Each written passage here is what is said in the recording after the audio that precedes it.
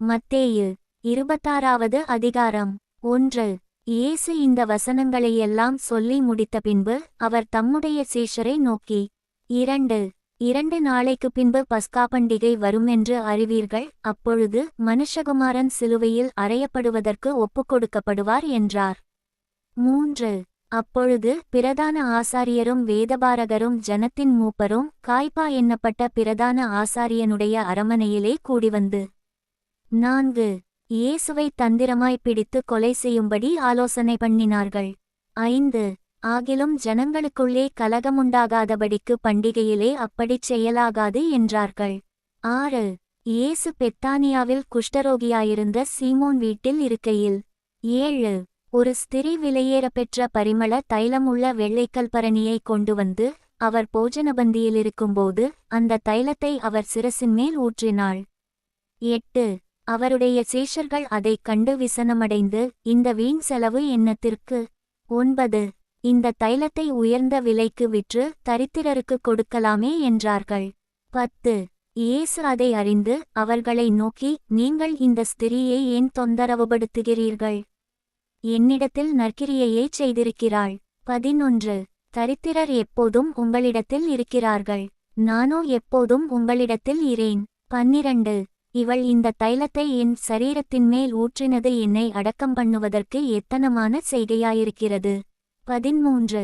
இந்த சுவிசேஷம் உலகத்தில் எங்கெங்கே பிரசங்கிக்கப்படுமோ அங்கங்கே இவளை நினைப்பதற்காக இவள் செய்ததும் சொல்லப்படும் என்று மெய்யாகவே உங்களுக்குச் சொல்லுகிறேன் என்றார். 14. அப்பொழுது 12 ஒருவனாகிய யூதாஸ்காரியோத்து என்பவன் பிரதான ஆசாரியரிடத்திற்குப் போய், 15. நான் அவரை உங்களுக்குக் காட்டிக் கொடுக்கிறேன், நீங்கள் எனக்கு என்ன கொடுக்கிறீர்கள் என்றான். அவர்கள் அவனுக்கு 30 வெள்ளிக்காசை கொடுக்க உடன்பட்டார்கள். 16. அதுமுதல் அவன் அவரை காட்டிக் கொடுப்பதற்குச் சமயம் பார்த்து கொண்டிருந்தான். 17. புளிப்பில்லாத அப்பப்பண்டிகையின் முதல் நாளிலே சீஷர்கள் இயேசுவினிடத்தில் வந்து, பஸ்காவை புசிப்பதற்கு நாங்கள் எங்கே உமக்கு ஆயத்தம் பண்ணச் சித்தமாயிருக்கிறீர் என்று கேட்டார்கள். 18. அதற்கு அவர், நீங்கள் நகரத்திலே இன்னானிடத்திற்குப் போய், என் வேளை சமீபமாயிருக்கிறது, உன் வீட்டிலே என் சீஷரோடே கூட பஸ்காவை ஆசரிப்பேன் என்று போதகர் சொல்லுகிறார் என்று அவனுக்குச் சொல்லுங்கள் என்றார். 19. இயேசு கற்பித்தபடி சீஷர்கள் போய் பஸ்காவை ஆயத்தம் பண்ணினார்கள். 20. சாயங்காலமானபோது 12 கூட அவர் பந்தியிருந்தார். 21. அவர்கள் போஜனம் பண்ணுகையில் அவர், உங்களிலொருவன் என்னை காட்டிக் கொடுப்பான் என்று மெய்யாகவே உங்களுக்குச் சொல்லுகிறேன் என்றார். 22. அப்பொழுது அவர்கள் மிகவும் துக்கமடைந்து அவரை நோக்கி, ஆண்டவரே, நானோ என்று ஒவ்வொருவராய் கேட்கத் தொடங்கினார்கள். 23. அவர் பிரதியுத்தரமாக, என்னோடே கூட தாளத்தில் கையிடுகிறவனே என்னை காட்டிக் கொடுப்பான். 24.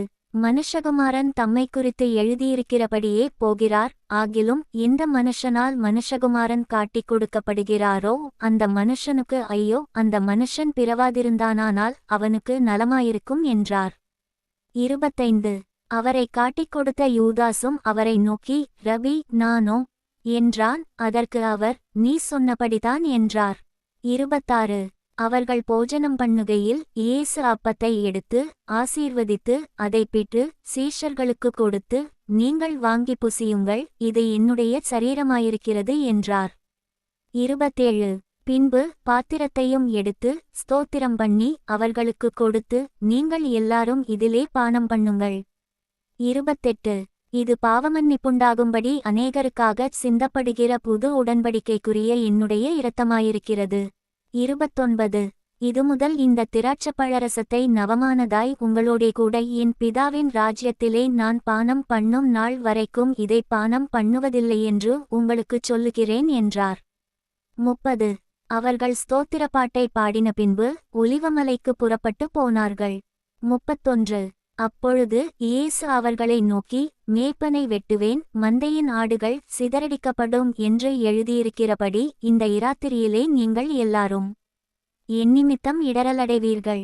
32. ஆகிலும் நான் உயிர்த்தெழுந்த பின்பு உங்களுக்கு முன்னே கலிலேயாவுக்கு போவேன் என்றார். 33. பேதுரு அவருக்கு பிரதியுத்தரமாக, உமது நிமித்தம் எல்லாரும் இடறலடைந்தாலும் நான் ஒரு காலும் இடறலடையேன் என்றான். 34 இயேசு அவனை நோக்கி, இந்த இராத்திரியிலே சேவல் கூவுகிறதற்கு முன்னே நீ என்னை 3 தரம் மறுதலிப்பாய் என்று மெய்யாகவே உனக்குச் சொல்லுகிறேன் என்றார். 35 அதற்கு பேதுரு, நான் உம்மோடே மரிக்க வேண்டியதாயிருந்தாலும் உம்மை மறுதலிக்க மாட்டேன் என்றான். சீஷர்கள் எல்லாரும் அப்படியே சொன்னார்கள். 36 அப்பொழுது இயேசு அவர்களோடே கெத்செமனே என்னப்பட்ட இடத்திற்கு வந்து சீஷர்களை நோக்கி, நான் அங்கே போய் ஜெபம் பண்ணுமளவும் நீங்கள் இங்கே உட்கார்ந்திருங்கள் என்று சொல்லி. 37 பேதுருவையும் செபெதேயுவின் குமாரர் இருவரையும் கூட்டிக் கொண்டு போய் துக்கமடையவும் வியாகுலப்படவும் தொடங்கினார். 38 அப்பொழுது அவர், என் ஆத்துமா மரணத்துக்கேதுவான துக்கங்கொண்டிருக்கிறது, நீங்கள் இங்கே தங்கி என்னோடே கூட விழித்திருங்கள் என்று சொல்லி. 39 சற்று அப்புறம் போய் முகங்குப்புற விழுந்து, என் பிதாவே, இந்த பாத்திரம் என்னை விட்டு நீங்க கூடுமானால் நீங்கும்படி செய்யும், ஆகிலும் என் சித்தத்தின்படியல்ல உம்முடைய சித்தத்தின்படியே ஆகக்கடவது என்று ஜெபம் பண்ணினார். 40 பின்பு அவர் சீஷர்களிடத்தில் வந்து அவர்கள் நித்திரை பண்ணுகிறதைக் கண்டு பேதுருவை நோக்கி, நீங்கள் 1 மணி நேரமாவது என்னோடே கூட விழித்திருக்கக் கூடாதா? 41 நீங்கள் சோதனைக்குட்படாதபடிக்கு விழித்திருந்து ஜெபம் பண்ணுங்கள், ஆவி உற்சாகமுள்ளதுதான், மாம்சமோ பலவீனமுள்ளது என்றார். 42 அவர் மறுபடியும் 2ஆந்தரம் போய், என் பிதாவே, இந்த பாத்திரத்தில் நான் பானம் பண்ணினாலொழிய இது என்னை விட்டு நீங்கக்கூடாதாகில் உம்முடைய சித்தத்தின்படி ஆகக்கடவது என்று ஜெபம் பண்ணினார். 43 அவர் திரும்ப வந்தபோது அவர்கள் மறுபடியும் நித்திரை பண்ணுகிறதைக் கண்டார். அவர்களுடைய கண்கள் மிகுந்த நித்திரை மயக்கம் அடைந்திருந்தது. 44 அவர் மறுபடியும் அவர்களை விட்டுப்போய் 3ஆந்தரமும் அந்த வார்த்தைகளையே சொல்லி ஜெபம் பண்ணினார். 45 பின்பு அவர் தம்முடைய சீஷர்களிடத்தில் வந்து, இனி நித்திரை பண்ணி இளைப்பாருங்கள், இதோ மனுஷகுமாரன் பாவிகளுடைய கைகளில் ஒப்புக்கொடுக்கப்படுகிற வேளை வந்தது. 46 என்னை காட்டிக் கொடுக்கிறவன் இதோ வந்துவிட்டான், எழுந்திருங்கள், போவோம் என்றார். 47 அவர் இப்படி பேசுகையில் 12 ஒருவனாகிய யூதாஸ் வந்தான். அவனோடே கூட பிரதான ஆசாரியரும் ஜனத்தின் மூப்பரும் அனுப்பின திரளான ஜனங்கள் பட்டயங்களையும் தடிகளையும் பிடித்துக் கொண்டு வந்தார்கள். 48 அவரை காட்டிக் கொடுக்கிறவன், நான் எவனை முத்தஞ்செய்வேனோ அவன்தான், அவனை பிடித்து கொள்ளுங்கள் என்று அவர்களுக்கு அடையாளம் சொல்லியிருந்தான். 49 உடனே அவன் இயேசுவினிடத்தில் வந்து, ரபி, வாழ்க என்று சொல்லி அவரை முத்தஞ்செய்தான். 50 இயேசு அவனை நோக்கி, சிநேகிதனே, என்னத்திற்காக வந்திருக்கிறாய் என்றார். அப்பொழுது அவர்கள் கிட்ட வந்து இயேசுவின் மேல் கைபோட்டு அவரை பிடித்தார்கள். 51 அப்பொழுது இயேசுவோடிருந்தவர்களில் ஒருவன் கைநீட்டி தன் பட்டயத்தை உருவி பிரதான ஆசாரியனுடைய வேலைக்காரனை காதர வெட்டினான்.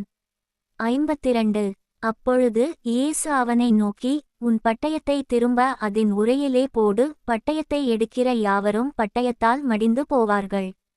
53 நான் இப்பொழுது என் பிதாவை வேண்டிக் கொண்டால் அவர் 12 லேகியோனுக்கு அதிகமான தூதரை என்னிடத்தில் அனுப்பமாட்டாரென்று நினைக்கிறாயா?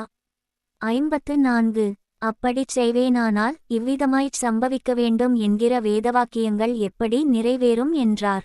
55 அந்த வேளையிலே இயேசு ஜனங்களை நோக்கி, கள்ளனை பிடிக்க புறப்படுகிறது போல நீங்கள் பட்டயங்களையும் தடிகளையும் எடுத்துக்கொண்டு என்னை பிடிக்க வந்தீர்கள். நான் தினந்தோறும் உங்கள் நடுவிலே உட்கார்ந்து தேவாலயத்தில் உபதேசம் பண்ணிக் கொண்டிருந்தேன், அப்பொழுது நீங்கள் என்னை பிடிக்கவில்லையே. 56 ஆகிலும் தீர்க்கதரிசிகள் எழுதியிருக்கிற வசனங்கள் நிறைவேறும்படி இவைகளெல்லாம் சம்பவிக்கிறது என்றார். அப்பொழுது சீஷர்கள் எல்லாரும் அவரை விட்டு ஓடிப்போனார்கள். 57 இயேசுவை பிடித்தவர்கள் அவரை பிரதான ஆசாரியனாகிய காய்பாவினிடத்திற்கு கொண்டு போனார்கள். அங்கே வேதபாரகரும் மூப்பரும் கூடிவந்திருந்தார்கள். 58 பேதுரு தூரத்திலே அவருக்கு பின் சென்று பிரதான ஆசாரியனுடைய அரமனை வரைக்கும் வந்து உள்ளே பிரவேசித்து முடிவை பார்க்கும்படி சேவகரோடே உட்கார்ந்தான். 59 பிரதான ஆசாரியரும் மூப்பரும் சங்கத்தார் யாவரும் இயேசுவை கொலை செய்யும்படி அவருக்கு விரோதமாய் பொய்ச்சாட்சி தேடினார்கள். 60 ஒருவரும் அகப்படவில்லை. அநேகர் வந்து பொய்ச்சாட்சி சொல்லியும் அவர்கள் சாட்சி ஒவ்வவில்லை. கடைசியிலே 2 பொய்ச்சாட்சிகள் வந்து 61 தேவனுடைய ஆலயத்தை இடித்து போடவும் 3 நாளைக்குள்ளே அதை கட்டவும் என்னாலே ஆகும் என்று இவன் சொன்னான் என்றார்கள். 62. அப்பொழுது பிரதான ஆசாரியன் எழுந்திருந்து அவரை நோக்கி, இவர்கள் உனக்கு விரோதமாய்ச் சாட்சி சொல்லுகிறதை குறித்து நீ ஒன்றும் சொல்லுகிறதில்லையா என்றான். 63. இயேசுவோ பேசாமலிருந்தார். அப்பொழுது பிரதான ஆசாரியன் அவரை நோக்கி, நீ தேவனுடைய குமாரனாகிய கிறிஸ்துதானா? அதை எங்களுக்குச் சொல்லும்படி ஜீவனுள்ள தேவன் பேரில் உன்னை ஆணையிட்டு கேட்கிறேன் என்றான். 64. அதற்கு இயேசு, நீர் சொன்னபடிதான், அன்றியும் மனுஷகுமாரன் சர்வ வல்லவருடைய வலது பாரிசத்தில் வீற்றிருப்பதையும் வானத்தின் மேகங்கள் மேல் வருவதையும் இதுமுதல் காண்பீர்களென்று உங்களுக்குச் சொல்லுகிறேன் என்றார். 65. அப்பொழுது பிரதான ஆசாரியன் தன் வஸ்திரங்களை கிழித்துக்கொண்டு, இவன் தேவதூஷணம் சொன்னான், இனிச் சாட்சிகள் நமக்கு வேண்டியதென்ன? இதோ இவன் தூஷணத்தை இப்பொழுது கேட்டீர்களே. 66. உங்களுக்கு என்னமாய்த் தோன்றுகிறது என்று கேட்டான். அதற்கு அவர்கள், மரணத்துக்கு பாத்திரனாயிருக்கிறான் என்றார்கள். 67. அப்பொழுது அவருடைய முகத்தில் துப்பி அவரை குட்டினார்கள், சிலர் அவரை கன்னத்தில் அறைந்து. 68. கிறிஸ்துவே, உம்மை அடித்தவன் யார்? அதை ஞானதிருஷ்டியினால் எங்களுக்குச் சொல்லும் என்றார்கள். 69. அத்தருணத்தில் பேதுரு வெளியே வந்து அரமனை முற்றத்தில் உட்கார்ந்திருந்தான். அப்பொழுது வேலைக்காரி ஒருத்தி அவனிடத்தில் வந்து, நீயும் கலிலேயனாகிய இயேசுவோடே கூட இருந்தாய் என்றாள். 70. அதற்கு அவன், நீ சொல்லுகிறது எனக்கு தெரியாது என்று எல்லாருக்கும் முன்பாக மறுதலித்தான். 71. அவன் வாசல் மண்டபத்திற்கு போன்பொழுது வேறொருத்தி அவனைக் கண்டு, இவனும் நசரேயனாகிய இயேசுவோடே கூட இருந்தான் என்று அங்கே இருந்தவர்களுக்குச் சொன்னாள். 72. அவனோ, அந்த மனுஷனை நான் அறியேன் என்று ஆணையிட்டு மறுபடியும் மறுதலித்தான். 73. சற்று நேரத்திற்கு பின்பு அங்கே நின்றவர்கள் பேதுருவினிடத்தில் வந்து, மெய்யாகவே நீயும் அவர்களில் ஒருவன், உன் பேச்சு உன்னை வெளிப்படுத்துகிறது என்றார்கள். 74. அப்பொழுது அவன் அந்த மனுஷனை அறியேன் என்று சொல்லி சபிக்கவும் சத்தியம் பண்ணவும் தொடங்கினான். உடனே சேவல் கூவிற்று. 75. அப்பொழுது பேதுரு, சேவல் கூவுகிறதற்கு முன்னே நீ என்னை 3 தரம் மறுதலிப்பாய் என்று இயேசு தன்னிடத்தில் சொன்ன வசனத்தை நினைத்துக்கொண்டு வெளியே போய் மனங்கசந்து அழுதான்.